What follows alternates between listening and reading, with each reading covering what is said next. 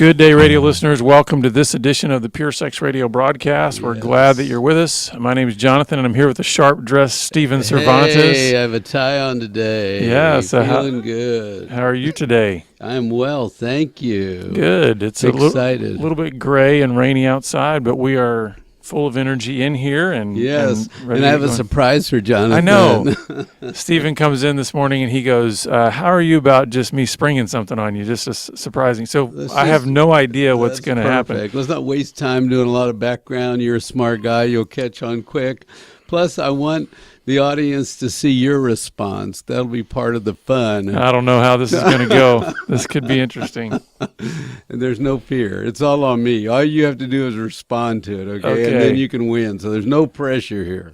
Well, hey, before we dive into that, let me just remind you, as we do every now and then, we're a listener-supported broadcast. So the way you're hearing us or seeing us is just because of people that have come alongside and been faithful and generous to support us. And so I just want to encourage you, if that's something that you feel led to do, please go to our website at puresexradio.com, and then you can just click on the donate link at the top and support this ministry. And we're thankful to those of you who have come alongside of us. And so, Stephen, I guess I'm as prepared as I'll ever be.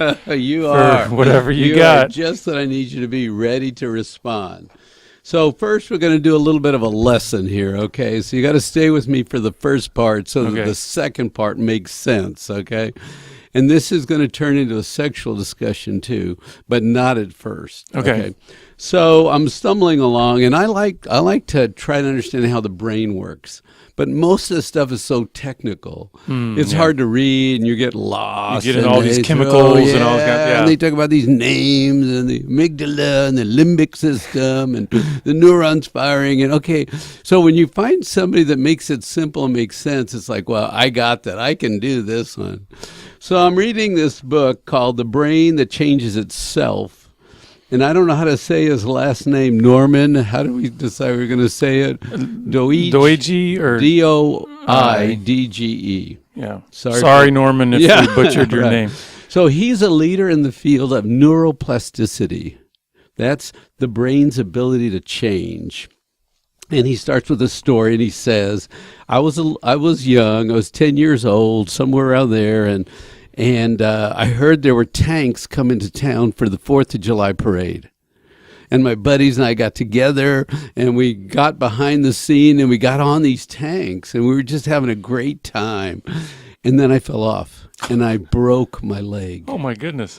And he said my major bone in my leg, the femur, was so broken it was sticking out. Oh, man. Oh. And he said the pain level was a 10. Absolutely. And he said, man, I was just in excruciating pain. But then he said, I moved my leg into a new position and all the pain went away. What? And he said, I wonder what that is. So that's the early story. Then he goes into medicine and he goes into pain management. I'm sorry, I just subconsciously started rubbing my leg over here because I'm like, I can't imagine what that felt like. So, but that one thing set him on a path to try to understand how pain in the body works. Because he said, when I moved my leg, one position it went away, and I moved it another way. And he said, what's the difference? He said, it must be the brain. The brain signaling in one position and the brain just turning off the switch and not signaling. And he thought, wow, I wonder if you can do something with pain to manage pain. So there's a law of the brain. He says, whatever fires together, wires together. So what does that mean? Any mental experience we have, it develops a sort of structure in our brain, our experiences, right? They gather together and form the structure. And the way it works is through the neurons, right? So whenever there's an experience, the neuron will send signals, right, between neurons. And the way I think of neurons is like my hand. The end of my fingers are the dendrites that send the signal. The palm of my hand is the cell, and then my arms are the axons, okay? And so, I don't know if you can see this on the camera, but if you interlock your fingers, that's sort of what's happening. Signals are going back and forth. And what he said is the program is happening when these neurons are having experiences and signaling one another about this experience. And that's what's recorded and encoded, and the structure of the brain happens when the experience occurs and the signals are sent. So I don't know if that makes sense, but sort of say with me, because as you learn to repeat a process, different groups of neurons wire together. Okay? So I'm going to jump here a second. He said, when you're learning, like a child is learning to speak English, and he sees the letter A, and someone says, ah, that's ah. Now, what are we doing? We're firing an A, and we're wiring an ah. Fire together, wire together. We're trying to put two things together. So you're seeing an A and you're hearing an ah. So it's also part of that whole sensory experience, right? And yes, that's what's firing and wiring. Yes, and the next example is if you are sad and then you go eat something. Ah, so then you're going to connect those two things together. That's gotcha. What's firing to something is happening, and then an experience is connecting with it, and that's firing and wiring, right? Now start thinking sexually. We're getting there. Right? I see where we're going. We're going here. Something happens with sadness, and then I go seek sexual pleasure, right? Or I'm lonely, and I go eat, or I feel overwhelmed, so I drink alcohol. Now, what's happening? The brain is developing a structural pattern of connections, right? And the more you practice this repeated pattern, it happens faster and stronger and sharper, right? So if it happens once, okay, that's one thing. But if you repeat the pattern, you're developing network, and you're creating a bigger, larger, deeper, faster, richer network. The circuits become more efficient at performing the firing, wiring, bonding, jumping, connecting, building. Now, not to get too far ahead, but does this have the potential then to almost become automated? Like, for instance, I'll give you, we think about Pavlovs dogs, right? Okay. Where bell rings, food comes. Bell rings, food comes. That's right. And then bell rings, dog is salivating and hungry even if food doesn't come. Is that what you're saying? It's wired in the brain. So what you're saying is if I've been sad and I put food with that, at some point, my feeling of sadness will almost automatically create hunger even if food isn't present. Is that kind of what you're saying? That's right. Okay. Or sexual desire. Right. If you're lonely, then porn can make you feel connected, right? So you got it. So you can strengthen the connections, but you can also weaken the connections. Because he says neurons that fire apart, wire apart. So we train our brains to jump faster and quicker to our porn solution, or we can face our pain and detach, weave in a new response, right? But the dilemma is the more you practice something over and over and over, you understand how hard it is to quit. If you've done porn for 20 years and you've set up a network and a structure and you've improved it, made it faster and deeper, and you've grown more connections. How difficult those are. Fire together, wire together. And when they come to a group and say, okay, just stop now. Now fire, but break the wired connection. It's like a contortion of the body. The brain wants to throw a fit. Why do I have to? It's like a detox. Well, and it's amazing too, because it seems like a lot of this is, we see this in patterns even throughout the year, right? There might be certain seasons, certain holidays, certain other things that have that same kind of firing and wiring effect, right? Yes. Like we see this, you see this probably a lot in counseling practice. You get to the end of a year and the holidays and Thanksgiving and Christmas, and all of those sort of family things sort of come to the surface. And it's almost like good family things or bad bad. family things? Like you can go into the holidays, and before the holidays even hit, you wonder, why am I getting moody? Why am I feeling depressed? Why am I, and is that part of it too? That it's not just always exclusively internal things that fire us. Sometimes it can be external influences that have had a firing, wiring impact, right? Yeah, I think so. If you have a bad experience and you feel bad when you get there, the bad feel, right? Any two things can wire together, or any two things can be separated. I mean, where did all the mother-in-law jokes come from? If there wasn't some kind of like, this person comes into my house and all of a sudden I want to, run for the hills. And by the way, that's not the case with me. I love my mother-in-law. So fire together, wire together. Fire apart, wire apart. I want you to explain that a little bit more, because I'm struggling maybe a little. Is that just saying you're just redirecting to a new? Yes, and let me give you an example. Okay. I'm glad you asked, because let's go back. Because remember, he's doing pain management work, and we're sort of borrowing that for our dialogue. So he said he's trying to learn to shrink chronic pain in someone's body, okay? So that in chronic pain, remember what happens. It wants to grow. It wants to take on more neuron. It wants to hijack more neuron systems. Chronic pain wants to grow and get bigger and literally take over more of your brain, because it's going to own part of the structure and the network in your brain. And people get caught in chronic pain, and it gets worse and worse. And then it was part of the day, then it's 3/4, and then it's all day, and then it's growing, and they can't do anything about it, right?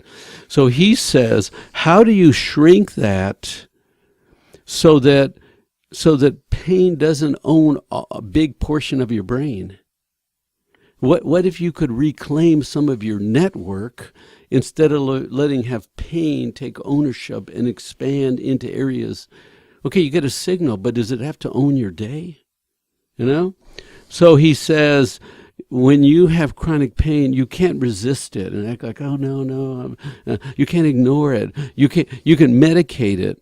But he says what you have to do is push back on the pain. You have to oppose it so that you reclaim that network that didn't have pain in it, that now has pain in it. You reclaim part of your brain network, your neural network. And you must be relentless. You must decide to take that part of your brain back more than pain gets to own it. So you literally battle against the pain. Now, what's happening when I say, okay, pain, and he didn't tell you how to do it. I'm going to make this part up. But okay, pain, you can't own this moment right now. Now, I'm pushing back on pain. I'm relentless. Pain, you can't have this moment. I own this moment. Rest owns this moment. Peace owns this moment. You can't have it. What am I doing? I'm pushing back, and I'm literally taking that part of my network back, saying, no, I'm going to live here, and you can't have it. Mm-hmm. You know what I mean? I'm fighting against it. So I'm trying to reclaim part of my brain that wants to be hijacked and taken over. No, not hijacked. I have trained to expand. I want to retrain it. Well, does that make any sense? Yeah, and my thoughts go to a pretty familiar scripture passage too, in Romans 12:1-2, when it talks about that we are transformed. How? By the renewing of our mind. Because what I'm hearing you say is that pushback has to begin with a thought, right? Yes. You don't push back from the outside in. You push back from the inside out. Yes. Right. So and you have to use scripture. You have to have a new thought when that Yes. pain, when what you're saying, that firing moment hits. You have to have a new thought to redirect what it's wiring to. Right. That's right. That's the wiring apart, because the old trigger fires, and now you should run away and scream, pain, pain, pain. Oh, it's terrible. It's bad. You know how bad my pain is. Let's talk about my pain. Let it own the day, all day pain. Guess what? You just grew more neurons in pain. And this also helps us understand why the don't do it doesn't work. Because think about what your thought is when you're saying don't. Your thought is still related to what? Your pain.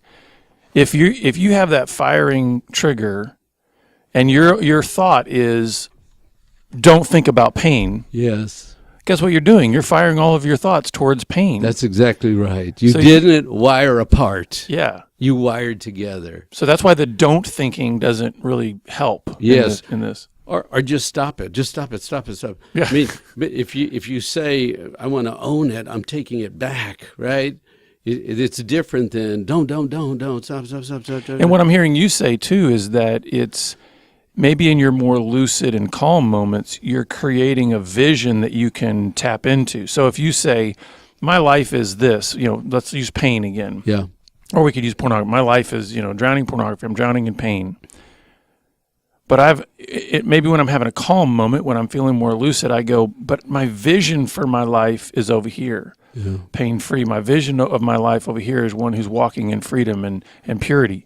But then I would bring that over there here. Well, that's what I'm saying. So now what you're doing is when this screams out to you, you're superimposing the new vision. That's why I think the thoughts are so critical. Right. But I think it's important to have that vision somewhat set, because otherwise, if you're waiting for in the moment to have a new thought, you're probably not going to have it. Oh, I see. You're saying get a program, get clarity. In other words, when you're feeling stronger, when you're feeling calmer, like you're not in the midst of your firing. Right. And so when you fire pain, you get your sheet of 10 things you want to believe, and you start reading them, and you force them. Then you force the brain to do what you want it to do. It's a training of the brain. Versus letting it take over more of the bad places. And can I tell you from a practical perspective because I think what we're talking about here hopefully will resonate with the listeners, but there's a part of me that feels like there's a lot of listeners, screaming at their radio right now going, yeah, but what does this actually look like? And here's what I would say. One of the things that comes into my mind from my own history was when I was trying to combat the shame lies that were my wiring, it's like, hey, listen, just all those shame lies about I've got to be perfect and all that kind of stuff, is when I started taking scripture verses and quotes and all that kind of stuff and saying, but this is my vision, this is who I want to be. At first, this feels very mechanical. Yes. But you know what? I understand what you're saying, because at first it's just like, I have such a pattern and a path built over here, a network, that it will feel like I'm just almost doing something rote, almost just doing something that doesn't have a feeling connection to it, and not making a difference. But here's the thing: the consistency and the persistency to stick with that over time. It's like this started to kind of deconstruct, and you're wiring apart, right? And now I started becoming more familiar with these verses over here and this truth over here. And so I just want to let the listeners know on a practical level, don't think that the first time you're trying to rewire, that it's going to all just fall into place immediately. And when you think about how long it takes those patterns to crescendo and continue to build negatively, the same is true going the other way. It's going to take some time for those things to build. So in other words, for your neural pathways to get stronger towards good than stronger towards harm. Right. And so what's wired in us? Shame, and I feel bad, so I want to go to porn, right? And so what we're trying to do is strengthen the other program. So I feel bad, but I'm going to stand on truth. And I'm going to even if I don't feel it right now, right? That's right. I'm going to stand on truth. I'm going to speak truth. I'm going to tell my brain the truth, because I'm reclaiming this. I'm separating that old program because I'm going to redesign it so I can strengthen this. This is what I want to believe. This is what I want to train into my brain. Yeah. So what's interesting to me is I saw this one-dimensional, like these neurons, one layer, and then I read another article that says, do you understand when one neuron wants something and attaches to another, then this neuron network grabs the next one and the one next to it and the one above it. Now, do you understand we're developing like a big giant beach ball of network? It's not like a one little level thing. It sort of owns a lot of terrain. And that's when they say deep roots in your brain, hardwired in.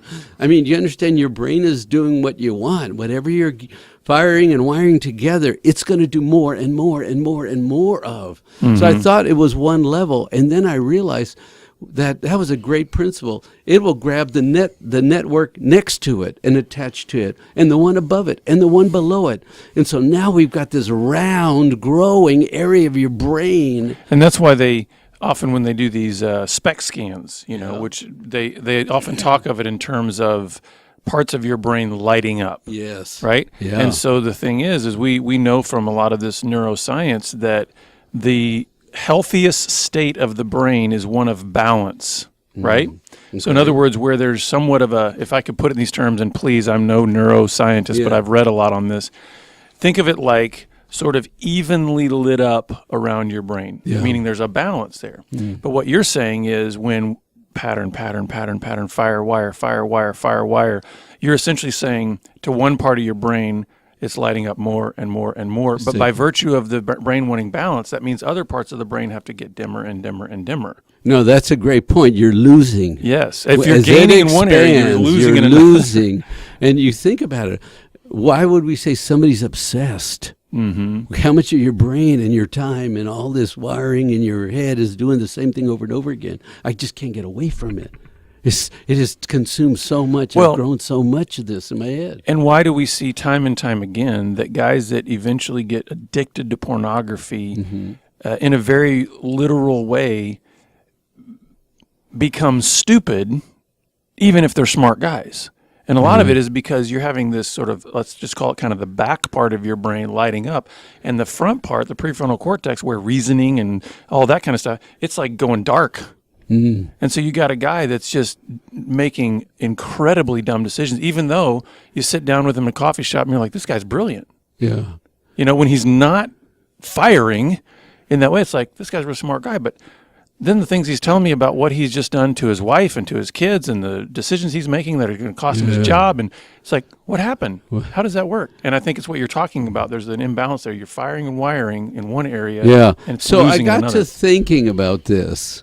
You know, when you look at somebody that's really coming out of 20 or 30 years of porn use, if you will, and sexual acting out behaviors, I thought I would create an illustration here. Oh, boy. Okay. So this is where I wanted your opinion. Excuse me.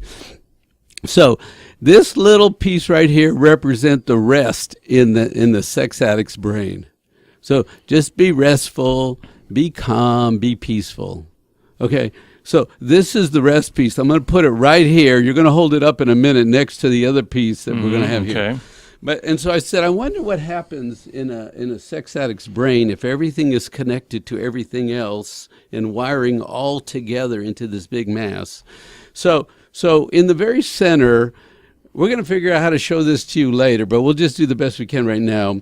That's me. That's a person right in the middle, an individual right in the middle. And so would you please tell me what's wired around that? Would you start reading some of the words? So you've got things like Lost, porn, escape, fantasy, magazines, and those are the ones that are most immediately close. Addiction, but then it goes out to secret, naked, orgasm, disconnected, shame, release, strip clubs, beauty, infidelity, detached, drifting, live in darkness, urges, closed, sexual development, trauma, wounds, isolation, look good, loneliness. Yeah. I mean, so it starts growing, and a lot of things are connected. And Yeah. so there's really two parts to this, Mac. Would you read a few other things that are connected?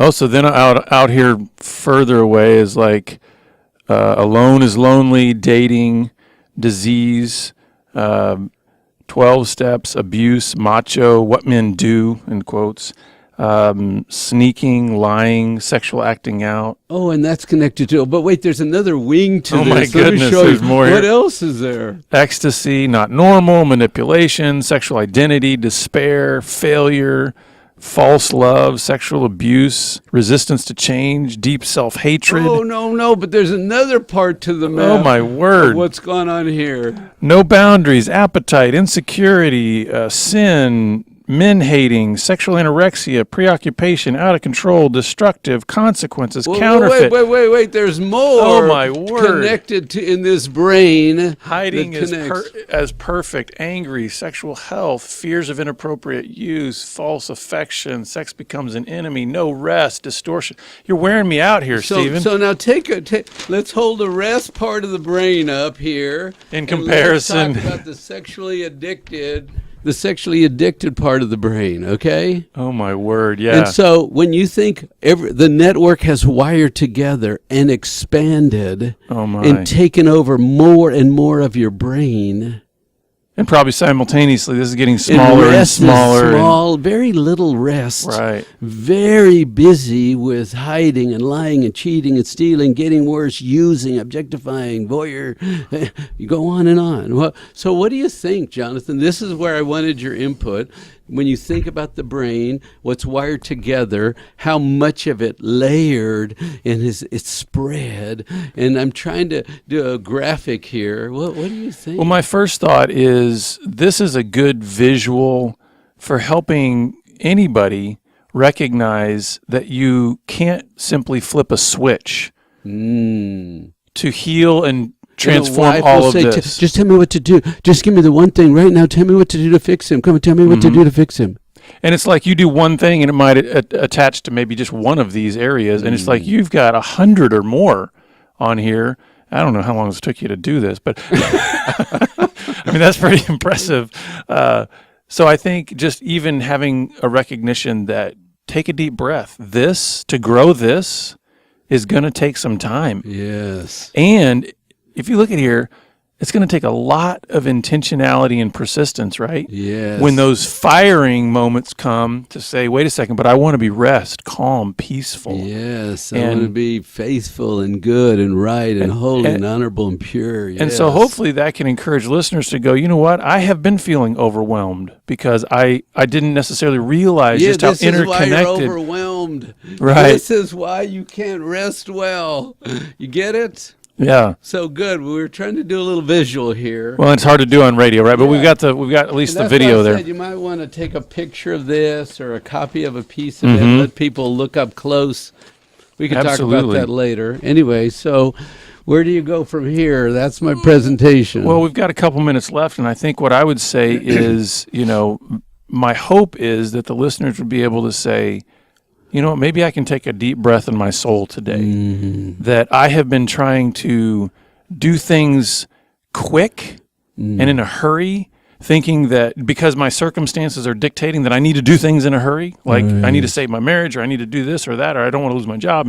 And so you're reacting. But in if you think about it, that's kind of the old pattern, isn't it? Go fast. Fire wire. And so I'm going to hurry. And if this is what we're really aiming for, rest, calm, peace, if we want balance in the brain, then we need to have a long vision that says, okay, how many years have I been building this neural network of all of these areas? And then say, so what if I go on a mission to say one day at a time, one step at a time, I'm going to seek to rewire into a new area. And I would tell you this, I think when you have that persistence, and like I said before, it feels mechanical at first.